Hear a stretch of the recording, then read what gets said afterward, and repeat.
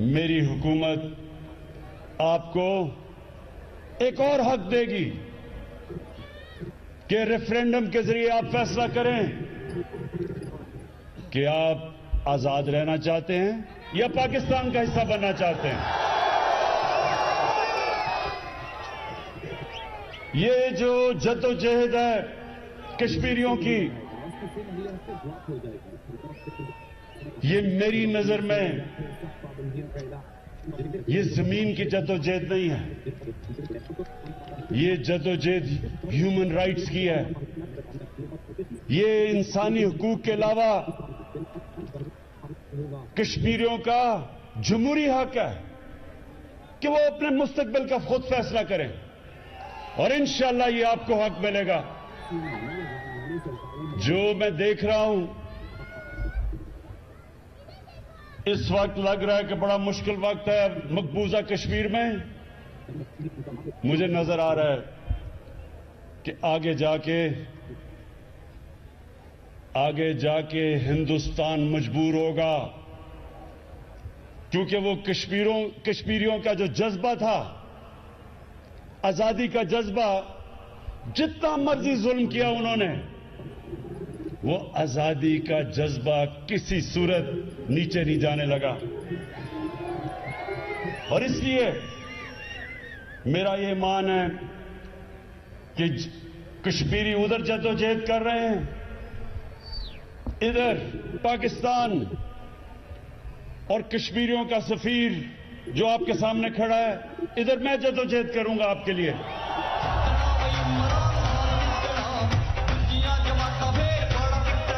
ہر forum پہ international forum پہ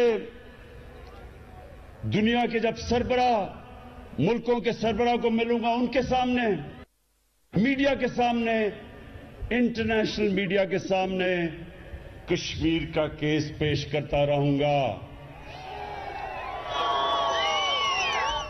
اچھا، آپ کے پاس یہ دو پرانی جماعتوں کے لوگ آ رہے ہیں اور کہہ رہے ہیں کہ جی ہمیں موقع دیا جائے پھر سے. تو میں دو چیزیں آپ کے سامنے رکھوں گا کہ دو چیزیں پوچھنی ہیں ان سے ہمیشہ کہ آپ نے لوگوں کی زندگی بہتر کرنے میں کیا کیا؟ کیا آپ نے لوگوں کو مشکلوں سے، غربت سے نکالنے کے لیے کیا کیا؟ اور دوسری چیز آپ نے پوچھنی ہے کہ 5 سال آپ کو ملے تھے، 5 سال آپ کو حکومت میں ملے تھے،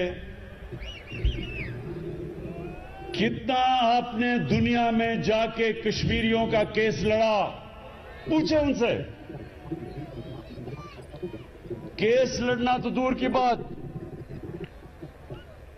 وہ نریندر مودی جس نے کشمیریوں کے اوپر سب سے زیادہ ظلم کیا، جب سے بی جے پی کا دور آیا سب سے زیادہ کشمیریوں پہ ظلم ہوا. پیلٹ گنز استعمال کی گئیں، نوجوانوں کو اندھا کیا گیا. ہر دوسرے دن کشمیریوں کی قربانی لی گئی.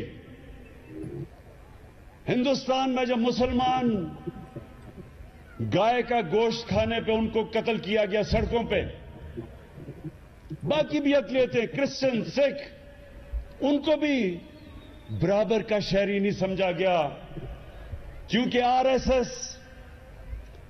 ایس کی ایک آئیڈیالوجی ہے.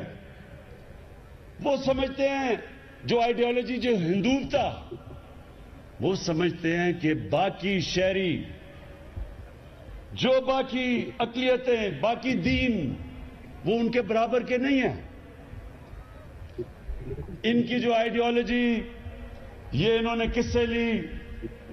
نازی جرمنی میں 100 سال پہلے انہوں نے ان سے لی، جبکہ جرمن سمجھتے تھے کہ ہم کوئی خاص نسل ہیں اور باقی ہمارے برابر کے لوگ نہیں. یہ وہی آئیڈیالوجی ہے جو باقی کے لوگوں کو اپنے برابر نہیں سمجھتی.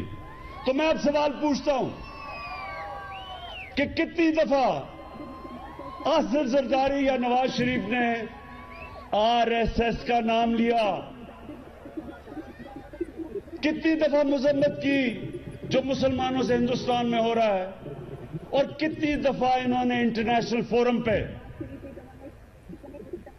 یہ RSS کے نظریے جو کشمیریوں کو کچل رہا تھا, کتنی دفعہ انہوں نے اس کے خلاف اپنی آواز اٹھائی. کیوں نہیں اٹھائی؟ آواز اٹھانے تو دور کی بات ہے, اس کی منتیں کر کے نریندر مودی کو شادی پہ بلایا گیا اپنی, اور پھر منتیں کر کے اس کا جب نریندر مودی پرائم منسٹر بنا تھا وہاں گیا, حریت کے لیڈرز کو نہیں ملا, کشمیر کی بات نہیں کی. فورن سیکرٹری تھی پاکستان کی, ان کا ٹی وی انٹرویو ہے, فورن سیکرٹری پاکستان کی کہتی ہیں کہ ہمیں حکم تھا کہ ہندوستان کی آپ نے تنقید نہیں کرنی. تو یہ کیوں تھا؟ کیوں نہ زرداری بولتا تھا نہ نواز شریف بولتا تھا؟ تو اب یہ ذرا غور سے آپ نے میری بات سننی ہے کہ یہ کیوں تھا. میں نے, نوجوانوں آپ کے پاس موبائل فون ہے, ایک گوگل کر سکتے ہیں جو میں اب آپ کو بات بتانے لگا ہوں. میڈیا کے لوگ بھی ہیں, صحافی بھی ہیں, ذرا سب کو میں یہ سنانا چاہتا ہوں. ایک کتاب ہے, اس کا نام ہے دا وے آف دا ورلڈ. کس نے لکھی؟ اس کا نام ہے رون سوسکنڈ. دا وے آف دا ورلڈ, رون سوسکنڈ. اس کتاب پہ 292 صفحے کے اوپر چوتھے پیراگراف پہ ایک چیز لکھی ہے, وہ میں چاہتا ہوں غور سے سنیں, آپ کو پتا چلے گا کہ یہ کیوں نہیں بولتے اور نہ بولیں گے ہندوستان کے خلاف, نریندر مودی کے خلاف.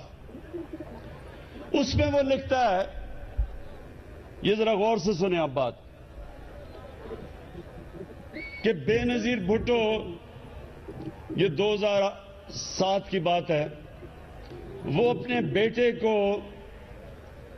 ٹیلی فون پہ بتا رہی ہیں کہ کتنے پیسہ ان کے کتنے بینکوں میں, جو باہر بینک ہیں ان میں پیسہ پڑا ہوا ہے.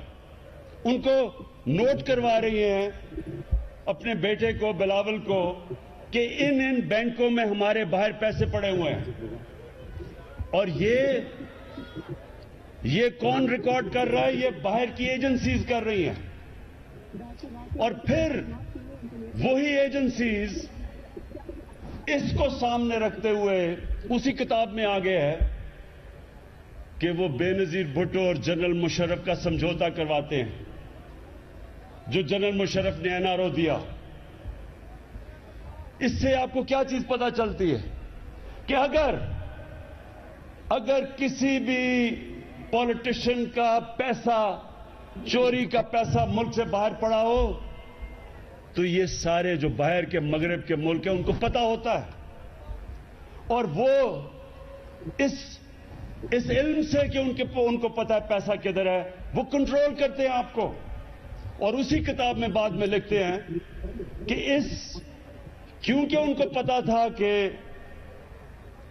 ان کا پیسہ باہر کدھر کدھر پڑا ہوا ہے, اس کی وجہ سے انہوں نے پریشر کیا جنرل مشرف سے سمجھوتا کرنے کا. کیونکہ وہ دن تھے جب ایک وکلا کی موومنٹ چلی ہوئی تھی, الیکشن کا بوائیکاٹ کرنے جا رہے تھے 2008 میں, APDM کی جماعتیں ایک طرف تھیں, تو تب انہوں نے پیپلز پارٹی کو جنرل مشرف کے ساتھ سمجھوتا کروایا. اور ہم سارے تھے APDM میں, ہم کہہ رہے تھے چیف جسٹس کو نکالا, اس کو بحال کرو, ہم لیں گے. ہمارے ساتھ نواز شریف بھی تھا, 3 دفعہ اس نے بیٹھ کے ہمارے ساتھ الیکشن کا بوائیکاٹ کیا. یہ سب ریکارڈ پہ ہے. اور اس کے بعد باہر سے اس کو حکم آیا, جدھر اس کے پیسے باہر پڑے تھے انہوں نے اس کو حکم کیا کہ الیکشن لڑو. اور اس نے ہم سب کو नहर के पुल पे खड़ा करके खुद जाके इलेक्शन लड़ लिया। तो इससे कोटली के बाशऊर लोगों समझने की बात है। आपके कितने लोग बाहर, मैं इंग्लैंड, मैं कश्मीर वहां से मिलता हूं जो कोटली से आए हुए हैं, वो सब समझते हैं इन चीजों को कि अगर आपकी चोरी की हुई जायदाद बाहर के मुल्कों में पड़ी है, उनको सब पता होता है और वो उसके जरिए कंट्रोल करते हैं। तो नवाज शरीफ ने भी इलेक्शन लड़ा बाहर के हुक्म पे, इधर भी पीपल्स पार्टी ने भी इलेक्शन लड़ा क्योंकि उनको पता था इनकी जायदाद किधर है। अब नरेंद्र मोदी से ये उसको क्यों साथ मिलाना चाहता था नवाज शरीफ? क्योंकि ये भी कश्मीर के लोगों सुन लो, कोटली के लोगों, जो हिंदुस्तान की लॉबी है बाहर और खासतौर पे अमेरिका में, वो इस्राइल के साथ मिलकर काम करती है, सबसे तकड़ी लॉबी है। उसकी दोस्ती इसलिए कर रहा था नरेंद्र मोदी से कि वो इसकी मदद करे, अगर इनके जो पैसे बाहर पड़े हैं वो बच जाएं। तो ये जो नरेंद्र मोदी मुल्क को बुरा भला कहता था, पाकिस्तान की आर्मी चीफ जो उस वक्त रहील शरीफ थे नवाज शरीफ के जमाने में, उसको दहशतगर्द कहता था, पाकिस्तान को टेररिस्ट स्टेट कहता था, हर जगह पाकिस्तान को आइसोलेट करता था। लेकिन मुल्क का वजीर आजम उसको शादियों पे बुलाता था, उससे दोस्ती करता था। सो इसलिए सुन लें कि ये जो हमारे मुल्क पे पिछले दौर जुल्म हुए हैं, इन दोनों के 10 सालों में मुल्क में हमारा जिसको हम अपना एलआई कहते थे, हमारा दोस्त, वो यह बमबारी करता था, ड्रोन अटैक्स करता था। पाकिस्तान में ड्रोन अटैक्स होते थे, दोनों हुकूमतें आसिफ जरदारी और नवाज शरीफ दोनों मजम्मत करते थे और अंदर से दोनों ने इजाजत दी हुई थी। मेरे होते हुए क्यों नहीं कोई ड्रोन अटैक होता?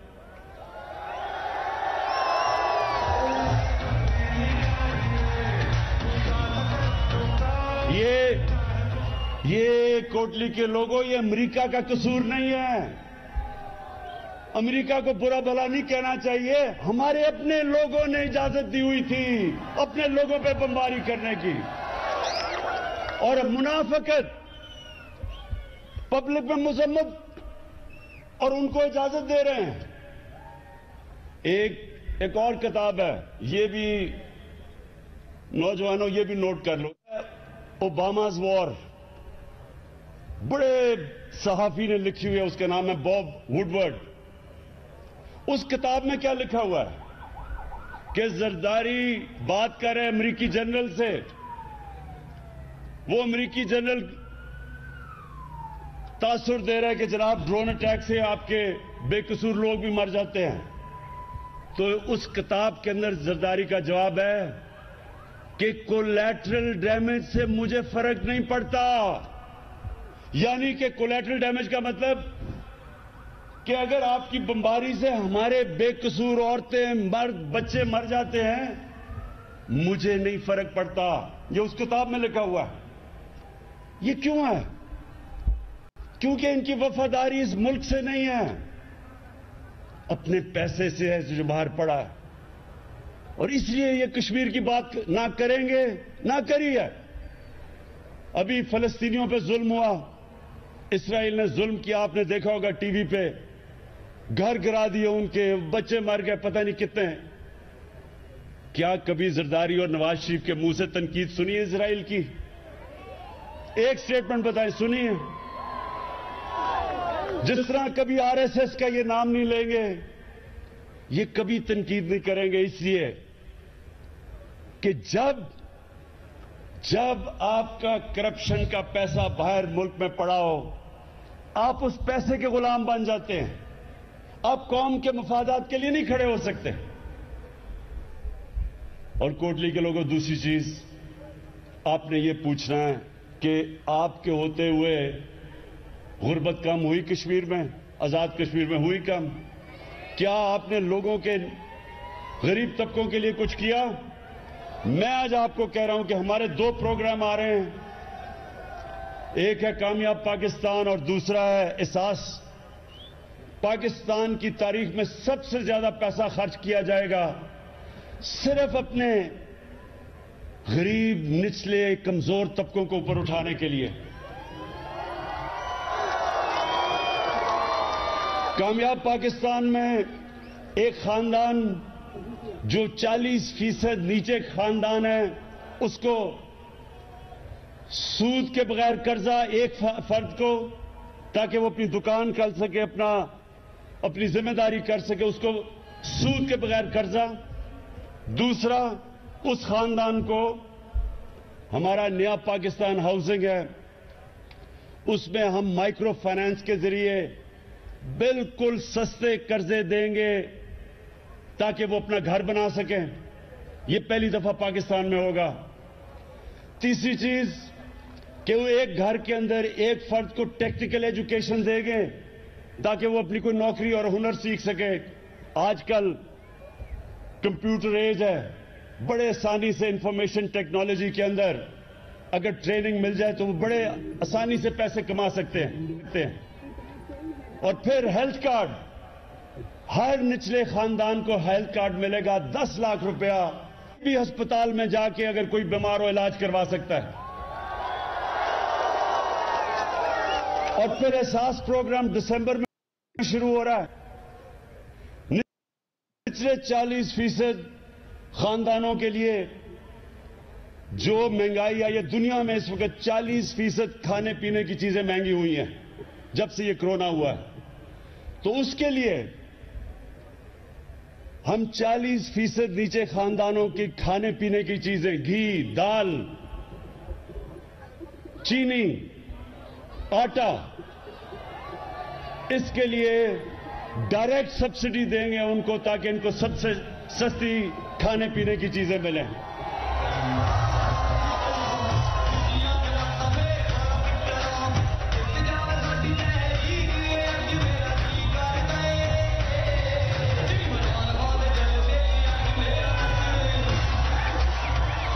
کوٹلی کے لوگوں، پرسوں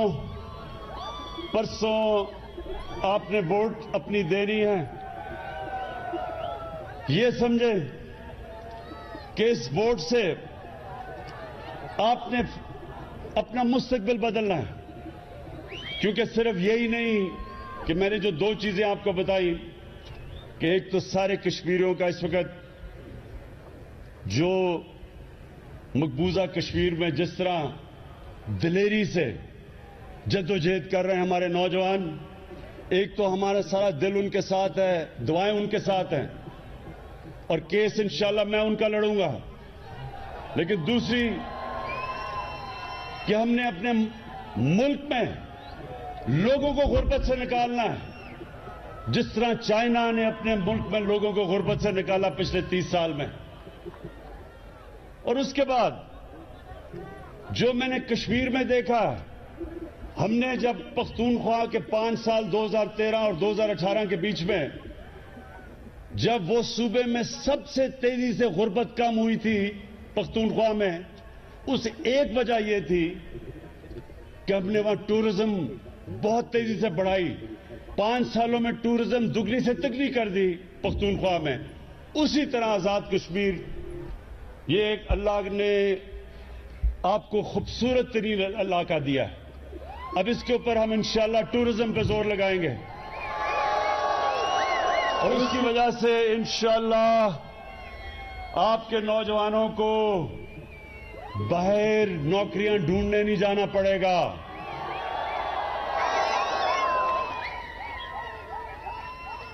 اور یہ پھر ابھی میں دیکھ رہا ہوں کہ نون لیگ، جس طرح بھی علی امین نے کہا کہ ابھی سے شروع ہو گئے ہیں کہنا کہ جی الیکشن میں دھاندلی ہوگی. یہ ویسے کمال دھاندلی ہوگی. امپائر آپ کے، گورنمنٹ آپ کی، الیکشن کمیشن آپ کی، عملہ نیچے سارا آپ کا، کیئر ٹیکر گورنمنٹ بھی نہیں، اپنی گورنمنٹ بیٹھی ہوئی ہے نون لیگ کی، اور دھاندلی تحریک انصاف کرے گی. یہ بھی ایک عجیب موچہ ہوگا کہ سب کچھ ان کا اور داندھی ہم کریں گے.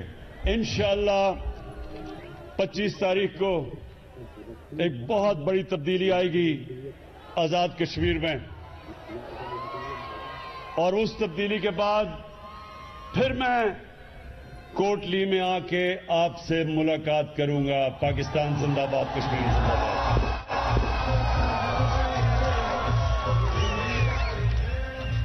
ناظرین, کوٹلی آزاد کشمیر میں وزیراعظم عمران خان پاکستان عمران خان آزاد کشمیر کوٹلی میں انتخابی جلسے سے خطاب کر رہے تھے.